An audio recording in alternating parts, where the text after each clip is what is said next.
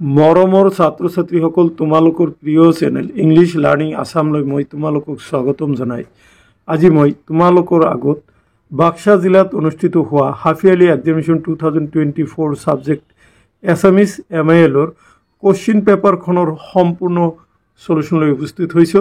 ইউটিউবত প্ৰথমবাৰৰ বাবে মই তোমালোকৰ আগত এই অসমীয়াৰ হাফ ইয়াৰলি কোশ্চিন পেপাৰখন সম্পূৰ্ণকৈ সলিউশন কৰি দিম।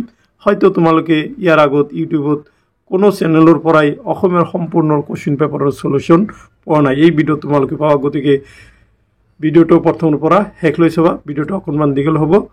যিসকল মৰমৰ ছাত্ৰ ছাত্ৰীৰ হাফ ইয়াৰলি এক্সাম হোৱা নাই তোমালোকে এই কোশ্চিন পেপাৰখনক মডেল কোশ্চিন হিচাপে ইউজ কৰিব পাৰা, আৰু যিবিলাকৰ হাফ ইয়াৰলি এক্সামিনেশ্যন হৈ গৈছে তোমালোকে এই কোশ্চিন পেপাৰখন তোমালোকৰ অহা পৰীক্ষাসমূহৰ বাবে ইউজ কৰিব পাৰা।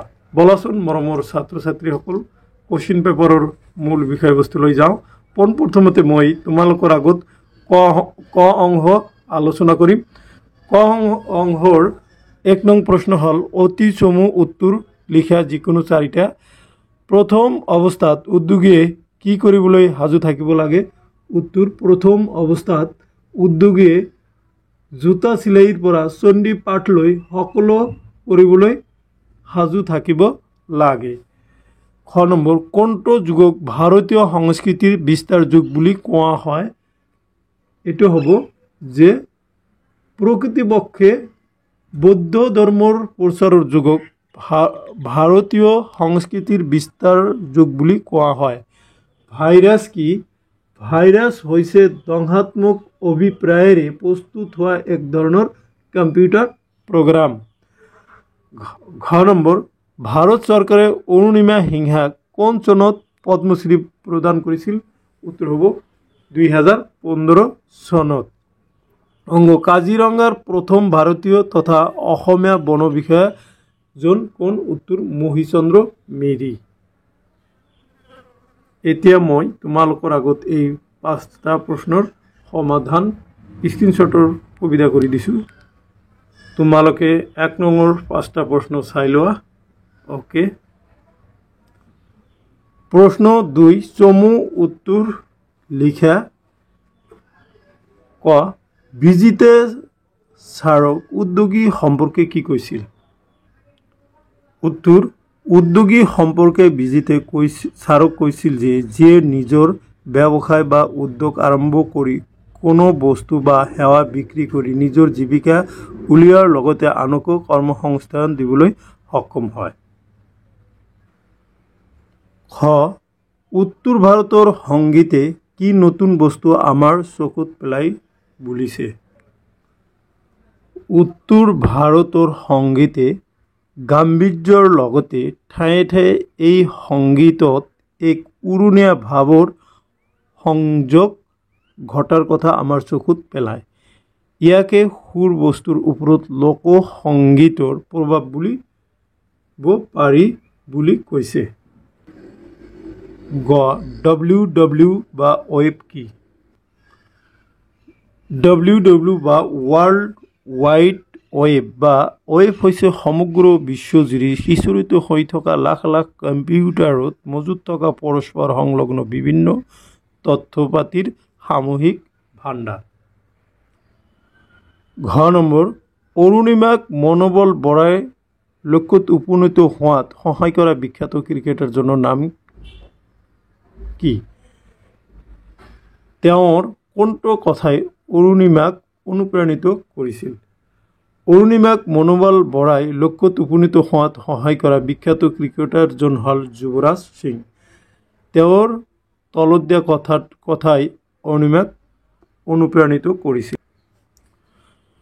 যুৱৰাজে দেখুৱাই দিছিল যে মনৰ বল আৰু আত্মবিশ্বাস থাকিলে শাৰীৰিক বাধাই কোনো প্ৰতিৰোধৰ সৃষ্টি কৰিব নোৱাৰে আৰু জীৱনৰ উত্তৰণৰ বাটতো ই হেঙাৰ হ'ব নোৱাৰে।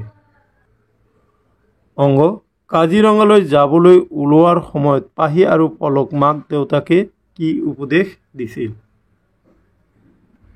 কাজিৰঙালৈ যাবলৈ লোৱাৰ সময়ত পাহি আৰু পলক মাক দেউতাকে পৰামৰ্শ দিয়ে। দেউতাকে শিক্ষকৰ লগ নেৰিবলৈ আৰু শিক্ষকৰ কথা মতে চলিবলৈ দুয়োকে পৰামৰ্শ দিলে পৃথিৱী বিখ্যাত অভয়াৰণ্য কাজিৰঙালৈ গৈ নতুন কথাবোৰ শিকিবলৈ মাকে ক'লে, কিয়নো অৰণ্যৰ পৰা শিকিবলগীয়া বহু কথাই আছে, লগতে নিজৰ সা সামগ্ৰীবোৰো চম্ভালিবলৈ মাকে পৰামৰ্শ দিলে।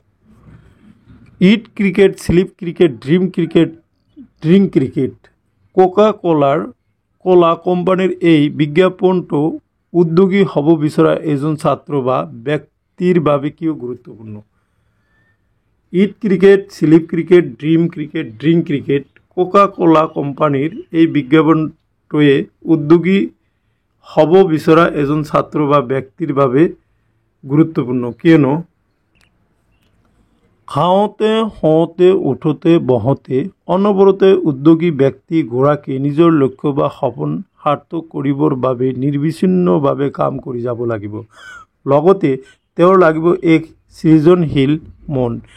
এজন উদ্যোগীয়ে প্ৰতিটো খোজতে পৰিৱেশ আৰু পৰিস্থিতিৰ লগত খাপ খুৱাই নিজৰ খোজ আগবঢ়াব লাগিব। ক্ৰিকেট খেলত কোনো বা অভাৰত এজন ভাল বেটছমেনেও ভাল বলাৰৰ বাবে ৰান কৰিব নোৱাৰিলেও নিজৰ উইকেট বচাই ৰাখি ছিক্সাৰৰ বাবে ঢিলা বলৰ অপেক্ষাৰত থকাৰ দৰে উদ্যোগী এজনেও ধৈৰ্য আৰু একাগ্ৰতাৰে সুযোগৰ অপেক্ষা কৰি সুযোগ অহাৰ লগে লগে তাৰ সম্পূৰ্ণ সদ্ব্যৱহাৰ কৰিব লাগিব। এতিয়া 3 নম্বৰৰ অৰলৈ আহা। ল'ৰা আৰু ছোৱালী সকলো সমান। আমাক ছোৱালী কেইজনীয়ে উদ্ধাৰ নকৰা হ'লে আজি কাজিৰঙাই নেদেখিলোহেঁতেন। কথাষাৰৰ বক্তা কোন? তেওঁ কিয় এই কথাষাৰ ক'বলগীয়া হৈছিল? লিখা। ল'ৰা আৰু ছোৱালী সকলো সমান। আমাক ছোৱালী কেইজনীয়ে উদ্ধাৰ নকৰা হ'লে আজি কাজিৰঙাই নেদেখিলোহেঁতেন। উক্ত কথাষাৰ পলে কৈছিল যেতিয়া সিহঁতে কাজিৰঙাত যায়, এখন বিলত যায় গা ধুব নামিছিল, তেতিয়া সিহঁতে তাৰ পৰা পৰি একে বেছি পানীত গৈছিল। তেতিয়া তোমালোকে অকণমান তেতিয়া উক্ত কথাভাগি কৈছিল, অকণমান এইখিনি অলপ পাঠৰ মতে লিখি দিলে হৈ যাব। এতিয়া মই তোমালোকৰ আগত প্ৰশ্ন নম্বৰ 4 লৈ আহিছোঁ। প্ৰশ্ন নম্বৰ 4টো হ'ল, ভাৰতীয় সংস্কৃতি এক বিৰাট সমন্বয়ৰ বস্তু। এই কথাষাৰ কিমান দূৰ যুক্তিপূৰ্ণ? ভাৰতীয় সংস্কৃতি পাঠৰ আধাৰত বিচাৰ কৰা। ভাৰতীয় সংস্কৃতি সমন্বয়ৰ সংস্কৃতি। আৰ্য, অনাৰ্য, ইছলামী, বৌদ্ধ, চুফী, ব্ৰিটিছ আদি বিভিন্ন উপাদানে এই দেশৰ সাংস্কৃতিক পৰিপুষ্ট কৰি তুলিছে। হাজাৰ হাজাৰ বছৰীয়া ভাৰতীয় সংস্কৃতি সদায় নিত্য নতুন আৰু যুগমীয়া হৈ আছে তাৰ এক অন্তৰ্নিহিত গুণৰ বাবে। এই সংস্কৃতি গঢ় লৈ উঠিছে বিভিন্ন সাংস্কৃতিক উপাদানৰ সমন্বয়ত। ভাৰতীয় সংস্কৃতিয়ে সদায় সকলোৰে ভালখিনি গ্ৰহণ কৰি তাৰ বিস্তৃতি ঘটাইছে। আৰ্য, অনাৰ্য, মোগল, পাঠান, ব্ৰিটিছ আদি সকলো জাতিৰ সংমিশ্ৰিত সভ্যতা আৰু সংস্কৃতিৰ সমন্বয়ত ই গঢ় লৈ উঠিছে। ইয়াৰ ফলত ভাষা, তত্ত্ব, ৰাজনৈতিক আদৰ্শ, সাহিত্য, শিল্প, কলা, দৰ্শন ইত্যাদিৰ ক্ষেত্ৰত এই সমন্বয়ৰ সৃষ্টি হৈছে। এই সাংস্কৃতিক সমন্বয় ইমান গাঢ় হৈছিল যে ইয়াৰ বিভিন্ন ধাৰাৰ মূল ঠাৱৰ কৰা টান হৈ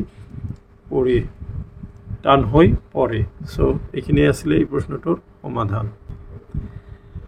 এতিয়া 4 নাইবা ইণ্টাৰনেটৰো মিঠা সুবিধাৰ লগতে তিতা অসুবিধাও আছে। কথাষাৰৰ বক্তা কোন? ইয়াৰ ইণ্টাৰনেটৰ সুবিধা আৰু অসুবিধাৰ বিষয়ে পাঠৰ আধাৰত বুজাই লিখা। ইণ্টাৰনেটৰো মিঠা সুবিধাৰ লগতে তিতা অসুবিধাও আছে। কথাষাৰৰ বক্তা হ'ল শাবানা বাইদেউ।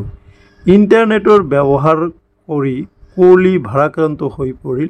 ইণ্টাৰনেটৰ পৰা তাই ভাল বহুতো অভিজ্ঞতা অৰ্জন কৰিলে যদিও তাৰ কিছুমান বেয়া অভ্যাসো গঢ় লৈ গঢ় লৈছিল, কিন্তু সময়মতে তাইৰ সুবুদ্ধিৰ উদয় হ'ল। তাই গৈ বিশ্ববিদ্যালয়ত পদাৰ্থ বিজ্ঞানত গৱেষণা কৰি থকা শাবানা বাইদেউৰ কাষ পালেগৈ। কুঁৱলীয়ে তাইৰ মনৰ মাজত থকা দোদুল্যমান অৱস্থাটোৰ কথা তেওঁৰ আগত প্ৰকাশ কৰিলে। তেতিয়া শাবানা বাইদেৱে হাঁহি এটা মাৰি কৈছিল যে সকলো বস্তুৰে ভাল বেয়া দুটা দিশ আছে। সূৰ্যৰ পোহৰে জীৱজগতৰ যিদৰে উপকাৰ কৰে, ঠিক একেদৰে সূৰ্যৰ উৎকট গৰমে জীৱজগতৰ ধ্বংস কৰে। কিন্তু সেই বুলিতো সূৰ্য নোহোৱাকৈ চলাটো একেবাৰে অসম্ভৱ কথা। সেইদৰে ইণ্টাৰনেটৰো মিঠা তিতা সুবিধা আৰু অসুবিধাবোৰ আছে। মিঠা সুবিধাসমূহে মানৱ সভ্যতাক উন্নতিৰ জখলাত ত্বৰিত গতিৰে আগবঢ়াই নি উন্নতিৰ পথ আগবঢ়াই নিয়ে। ভাল দিশটোৰ কথা বিশেষভাৱে গুৰুত্ব দি বেয়া দিশবোৰ নিজে সংস্কাৰ কৰি ল'ব লাগিব। ফেচবুক, হোৱাটছএপ আদি ছ'চিয়েল মিডিয়াৰ জগতখনত নতুন প্ৰজন্ম সোমাই পৰি বাস্তৱৰ কিতাপ জগতখন খেল ধেমালি আদিৰ পৰা আঁতৰি আছে। কেতিয়াবা মোবাইলত ভুৱা বাতৰি প্ৰচাৰ কৰিও পৰিৱেশ প্ৰদূষিত হৈছে। অনবৰতে ইণ্টাৰনেটত লাগি থাকিলে এলেহুৱা, মূৰৰ বিষ আদিও হয়। গতিকে এনেধৰণৰ ইণ্টাৰনেটৰ তিতা মিঠাবোৰ বিচাৰ কৰি চাই ল'লেহে সকলোৰে উপকাৰ হ'ব। এইদৰে শাবানা বাইদেৱে কুঁৱলীৰ মনত সৃষ্টি কৰা চিন্তাক বুজাই বঢ়াই কুঁৱলীক আশ্বস্ত কৰিছিল বা আশ্বস্ত দিছিল। সভ্যতা আৰু সংস্কৃতি শব্দ দুটাৰ মাজৰ পাৰ্থক্য বিচাৰ কৰা।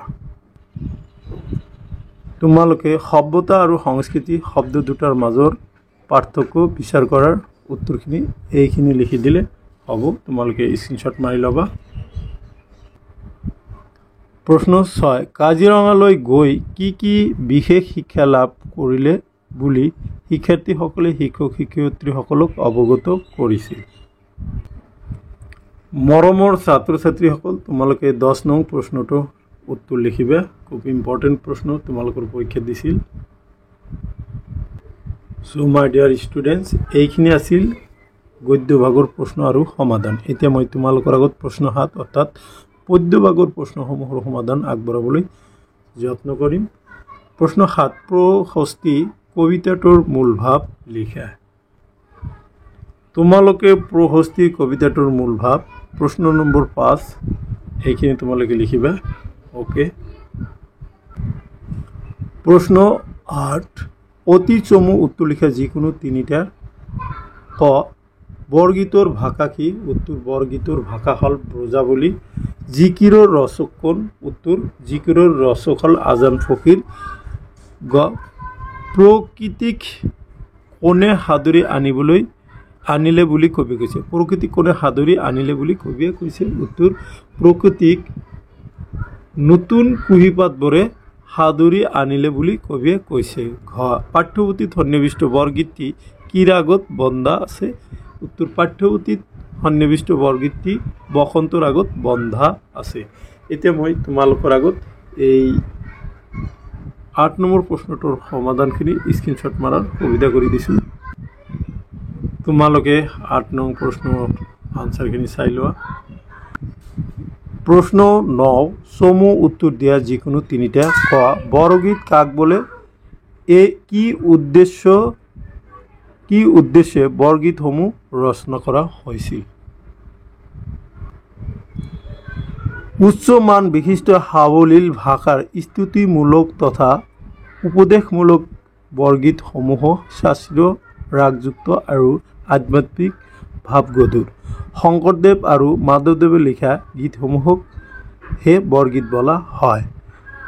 বৰগীতসমূহ নাম ধৰ্ম প্ৰচাৰৰ উদ্দেশ্যে ৰচনা কৰা হৈছিল।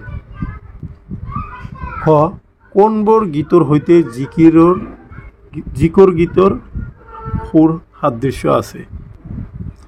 উজনি অসমত প্ৰচলিত বিভিন্ন লোকগীত যেনে টোকাৰী গীত, দেহ বিচাৰৰ গীত ইত্যাদিৰ সুৰৰ সৈতে জিকিৰ আৰু জাৰি গীত গীতৰ সুৰৰ সাদৃশ্য মন কৰিবলগীয়া বা সাদৃশ্য আছে।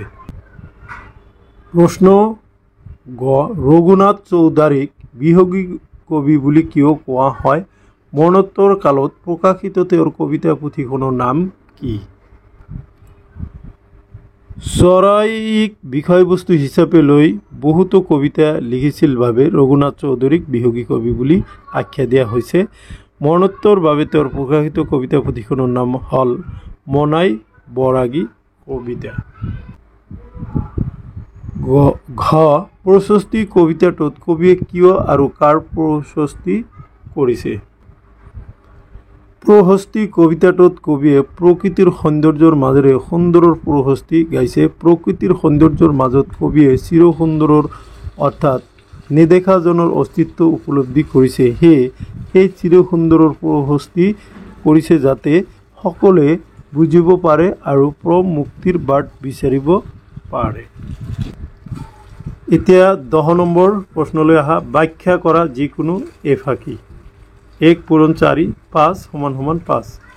ক আতুৰ ভৈল হো হৰি বিনয় বিকেলে কবিও উদ্ধাৰ মোক চৰণ কমলে। প্ৰসংগ উক্ত কবিতা ফাঁকি আমাৰ পাঠ্যপুথিৰ অন্তৰ্গত শ্ৰী শ্ৰী মাধৱদেৱে ৰচিত বৰগীত নামৰ কবিতাটিৰ পৰা তুলি দিয়া হৈছে। সংগতি সংসাৰৰ মায়াপাশৰ পৰা মুক্তি পথ দেখুৱাবলৈ হৰিক প্ৰাৰ্থনা জনাই কবিয়ে ব্যাখ্যেয় কবিতা ফাঁকিৰ অৱতাৰণা কৰিছে। ব্যাখ্যা মানুহ সাংসাৰিক জীৱ। সংসাৰ সকলো যন্ত্ৰণাৰ উৎস। বৈষয়িক সুখৰ থলী এই সংসাৰ। পাৰ্থিৱ সুখ সম্পদে মানুহক এনেকৈ গ্ৰাস কৰে যে তেওঁলোকে বিষয় সুখকে জীৱনৰ একমাত্ৰ সত্য বুলি ভুল কৰে। বিষয় বাসনাত নিমগ্ন হৈ মানুহে নানা পাপ কৰ্মত ৰত হয়। ফলত জীৱন হৈ পৰে যন্ত্ৰণাময়। জীৱই মৃত্যু পৰ্যন্ত ভোগ কৰে এই যন্ত্ৰণা। দুখ যন্ত্ৰণাত ভাৰাক্ৰান্ত জীৱ জৰ্জিত হৈ পৰে আৰু উপলব্ধি কৰে যে মানৱ জীৱন ক্ষণস্থায়ী। সংসাৰ নিকাৰত ভুগি কবিও অস্থিৰ হৈ পৰিছে। এই যন্ত্ৰণাৰ পৰা মুক্তিৰ পথ বিচাৰি কবিৰ মন হাহাকাৰ কৰি উঠিছে। নিৰুপায় হৈ কবিয়ে হৰিৰ চৰণত শৰণ লৈছে। কিয়নো কবিয়ে বিশ্বাস কৰে সংসাৰৰ সমস্ত যন্ত্ৰণাৰ পৰা জীৱক মুক্তি দিব পাৰে একমাত্ৰ হৰিয়েহে।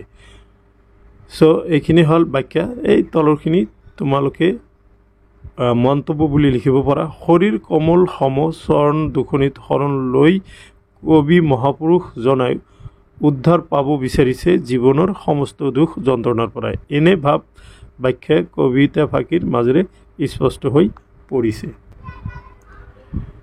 খ মক্কাৰ দুৱাৰত চাহাব ত্ৰিবেণীৰ ঘাট বেহাব নোৱাৰে তাত মায়াই ভেটে বাট। ওপৰতো প্ৰসংগ হ'ব, তলতো সংগতি হ'ব। উক্ত কবিতা ফাঁকি আমাৰ 10ম শ্ৰেণীৰ অসমীয়া সাহিত্য চয়নিকা নতুন পাঠৰ অন্তৰ্গত আজান ফকীৰৰ দ্বাৰা ৰচিত জিকিৰ আৰু জাৰিৰ পৰা তুলি দিয়া হৈছে। সংগতি বাক্য কবিতা ফাঁকিত মায়াত আবদ্ধ হৈ জীৱন পাৰ কৰা মানুহে জীৱনৰ অন্তিম দিনত ভগৱানক বিচাৰি গৈ হাবাথুৰি খোৱাৰ কথাহে কোৱা হৈছে। ব্যাখ্যা মক্কাৰ পবিত্ৰ অৰ্থ ত্ৰিবেণীৰ ঘাট বুলি কোৱা হয়। ত্ৰিবেণী অৰ্থাৎ ত্ৰিবেণী হৈছে হিন্দুসকলৰ পবিত্ৰ তীৰ্থ। হিন্দুসকলে পবিত্ৰ বুলি মানি অহা গংগা যমুনা আৰু সৰস্বতী নদীয়ে বাৰাণসীৰ যি ঠাইত মিলিত হৈছে সেই ঠাইয়ে হৈছে ত্ৰিবেণী ঘাট। প্ৰতিগৰাকী হিন্দুৱে ত্ৰিবেণীলৈ গৈ তিনিও নদীৰ সংগম স্থলত স্নান কৰিব পাৰিলে সকলো পাপ খণ্ডন হোৱাৰ লগতে মুক্তি পায় বুলি বিশ্বাস কৰে। সেয়ে পবিত্ৰ মক্কাক ত্ৰিবেণীৰ লগত তুলনা কৰা হয়। কিয়নো প্ৰতিগৰাকী মুছলমানে এবাৰ মক্কালৈ যাব পাৰিলে মুক্তিপ্ৰাপ্ত মুক্তি বা আল্লাহর হইতে মিলন সম্ভব হয় বলে বিশ্বাস করে, অর্থাৎ হিন্দুর বাবে ত্রিবেণী জি আদর, মুসলমানের বাবে মক্কার এই একই আদর। মক্কা হল মুসলমানের বাবে এখন পবিত্র তীর্থস্থান। মক্কালৈ গ'লে হেনো পাপমুক্ত হয় বা জীৱই মুক্তি লাভ কৰে, কিন্তু সংসাৰৰ মায়ামোহত বন্দী মানৱে মক্কালৈ গ'লে মনত সুখ শান্তি নাপায়, কিয়নো তেওঁলোক সকলোৱে যোৱা দেখি মক্কালৈ গৈছে হয়, কিন্তু প্ৰকৃত অন্তৰেহে মুক্তি বা আল্লাহক বিচাৰিব পৰা নাই। পাৰ্থিৱ মায়া মোহৰ পৰা তেওঁলোকে মুক্ত হ'ব পৰা নাই। সংসাৰৰ মায়াই তেওঁলোকক মুক্তি পথত বাধাহে দিয়ে, ফলত জীৱই সুখৰ উপৰি দুখহে পাব লাগে। এতিয়া তোমালোকে মন্তব্য এটা দিবা যে আমি মুক্তিৰ কাৰণে নিজৰ অন্তৰক পবিত্ৰ কৰিলেহে আমি মুক্তি পাম, মক্কাত তাৰ কাৰণে মক্কাত যাব নালাগে বুলি খুবেই উক্ত কথাফাকিৰ দ্বাৰা বুজাব বিচাৰিছোঁ। গতিকে এইখিনি আছিলে পদ্যভাগৰ প্ৰশ্ন আৰু সমাধান। এতিয়া 11 নম্বৰ প্ৰশ্ন, অতি দৰকাৰী প্ৰশ্নৰ ভাগ লৈ আহা। তলত দিয়া ব্যাকৰণৰ প্ৰশ্নবোৰৰ উত্তৰ লিখা। এইখিনিতে মই তোমালোকক জনাব খুজিছোঁ যে অহা মঙলবাৰে গোৱালপাৰা ডিষ্ট্ৰিক্টত অসমীয়াৰ পৰীক্ষা আছে। মই সেই পৰীক্ষাৰ প্ৰশ্ন তোমালোকৰ আগত সম্পূৰ্ণ সলিউশ্যন কৰি দিম, সেইখিনি চাবা বুলি আশা ৰাখিলোঁ। প্ৰশ্ন ক নম্বৰলৈ আহা। সমাৰ্থক শব্দ লিখা যিকোনো দুটা। ইয়াতে দিছে অগ্নি, অগ্নি মানে জুই, অনল মাতৃ আই মা, কিৰণ পোহৰ, তাৰপিছত মিত্ৰ বন্ধু সখা। বিপৰীত শব্দ লিখা যিকোনো দুটা। উৰ্বৰ অনুৰ্বৰ, ইহকাল পৰকাল, বিদ্বান বিদুষী, কৃপণ খৰচী। তাৰপিছত গ নম্বৰলৈ আহা। তলৰ যিকোনো দুটাৰ অৰ্থ লিখি বাক্য ৰচনা কৰা। কাণে কাণ মাৰি মানে কোনোমতে পৰীক্ষাত কি কৰিছে, ৰহিমে কাণে কাণ মাৰি পৰীক্ষাত পাছ কৰিলে। মুধা ফুটা মানে শিৰ ফুটা, দুৰ্ঘটনাত তেওঁৰ মুধা ফুটিলে। বাপতি শাসন মানে পৈতৃক সম্পত্তি, এই সৰঞ্জামবোৰ মোৰ বাপতি শাসন। এতিয়া মই তোমালোকৰ আগত ঘ নম্বৰটো আলোচনা কৰিম। ঘ নম্বৰত কোৱা হৈছে ব্যাস বাক্য সহ সমাসৰ নাম লিখা যিকোনো দুটা। তাৰপিছত দেখা তোমালোকে ইয়াতে কোৱা হৈছে ত্ৰিজগত পদ্মনাভ গৃহবন্দী। ত্ৰিজগত হ'ল ত্ৰিজগতৰ সমাহাৰ দ্বিগু সমাস। পদ্মনাভ পদ্মৰ নিচিনা নাভি যাৰ বা নাভ যাৰ, পদ্মনাভ বহুব্ৰীহি সমাস। গৃহবন্দী গৃহ বা ঘৰত বন্দী, গৃহবন্দী তৎপুৰুষ সমাস। এতিয়া প্ৰত্যয় ভাঙি দেখুওৱা যিকোনো দুটা। ভগনীয়া যুঁজাৰু ৰামধনী। ভগনীয়া ভাগ যোগ অনিয়া বা ভগ যোগ অনিয়া, যুঁজাৰু যুঁজ যোগ আৰু যুঁজাৰু, ৰামধনী ৰান্ধ যোগ অনি ৰামধনী। প্ৰথম ছ নম্বৰলৈ আহা। এটা শব্দত প্ৰকাশ কৰা যিকোনো দুটাৰ। মাটিৰে নিৰ্মিত মৃন্ময়, যাক পাবলৈ টান দুৰ্লভ, যি আগে হোৱা নাই অভূতপূৰ্ব। এতিয়া মই তোমালোকৰ এই 6টা প্ৰশ্নৰ সমাধান স্ক্ৰীনশ্বটৰ সুবিধা কৰি দিছোঁ, তোমালোকে চাই লোৱা। তোমালোকে স্ক্ৰীনশ্বট মাৰি ল'ব পাৰা। ক খ গ ঘ অংগ আৰু ছ নম্বৰ। অ'কে, এইখিনি তোমালোকে স্ক্ৰীনশ্বট মাৰি ল'ব পাৰা। প্ৰশ্ন 12, তলৰ যিকোনো এটা বিষয়ৰ ওপৰত এখনি ৰচনা লিখা। তুমি ভাল পোৱা এগৰাকী সাহিত্যিক।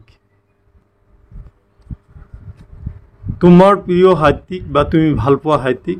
ইয়াতে চোৱা, মই তোমালোকৰ কাৰণে যিটো দীঘল মই জাষ্ট স্ক্ৰীনশ্বটৰ সুবিধা কৰি দিছোঁ, তোমালোকে স্ক্ৰীনশ্বট মাৰি ল'ব পাৰা। অ'কে, তোমালোকে লাষ্টৰ পেৰাগ্ৰাফটো স্ক্ৰীনশ্বট মাৰি লোৱা। ইয়াৰ লগতে তোমালোকে ভাল পোৱাৰ কাৰণটো অকণমান তোমালোকে বনাই লিখিবা। খ, পৰিৱেশ প্ৰদূষণ আৰু ইয়াৰ প্ৰতিকাৰ।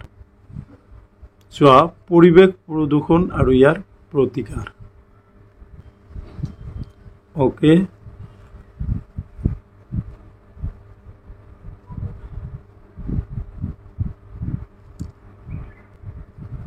গ নম্বৰ ছাত্ৰৰ কৰ্তব্য। ছাত্ৰৰ কৰ্তব্যখিনি চাই লোৱা।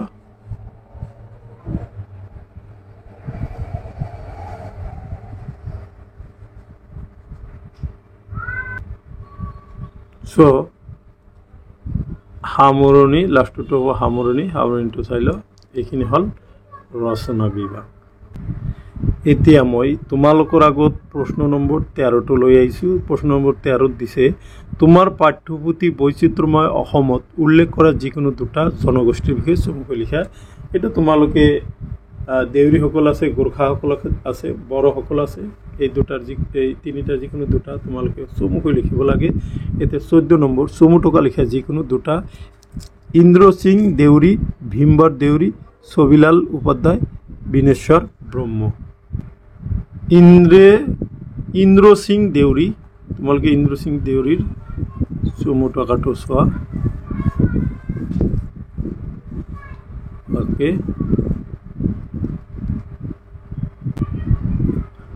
ভীমবৰ দেউৰী খ নম্বৰ তোমালোকে চাই লোৱা। ছবিলাল উপাধ্যায়, ওকে। ঘ নম্বৰ বিনেশ্বৰ বা বানেশ্বৰ ব্ৰহ্ম, তোমালোকে স্ক্ৰীনশ্বট মাৰি ল'ব পাৰা। মৰমৰ ছাত্ৰ ছাত্ৰী, এইখিনি আছিলে দ্ৰুত পাঠৰ 13 আৰু 14 নম্বৰ প্ৰশ্নৰ সমাধান। এতিয়া 15 নম্বৰ প্ৰশ্নলৈ আহা। তোমাৰ বিদ্যালয়ত এখন প্ৰীতি ফুটবল খেলাৰ বাবে অনুমতি বিচাৰি প্ৰধান শিক্ষকলৈ এখন আবেদন লিখা। আচ্ছা, প্ৰতি মাননীয় প্ৰধান শিক্ষক বা অধ্যক্ষ তোমালোকে বিদ্যালয়ৰ নাম লিখিবা। বিদ্যালয়, জিলা লিখি দিলোঁ। দিনাংক ইয়াতে যোৱাৰ পৰা লিখিছা সেইটো লিখিবা, 22 ছেপ্টেম্বৰ 2025 বুলি মই লিখিছোঁ। বিষয়, বিদ্যালয়ত প্ৰীতি ফুটবল খেল পতাৰ বাবে আবেদন।